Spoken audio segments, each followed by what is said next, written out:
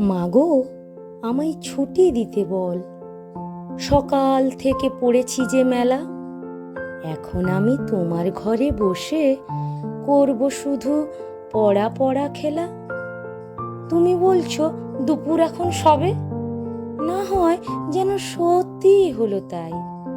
একদিনও কি দুপুরবেলা হলে বিকেল হলো মনে করতে নাই? আমি তো বেশ ভাবতে পারি মনে, সূর্যি ডুবে গেছে মাঠের শেষে। বাগদি বুড়ি চুবড়ি ভরে নিয়ে শাক তুলেছে পুকুর ধারে এসে। আঁধার হলো মাদার গাছের তলা, কালি হয়ে এলো দিঘির জল।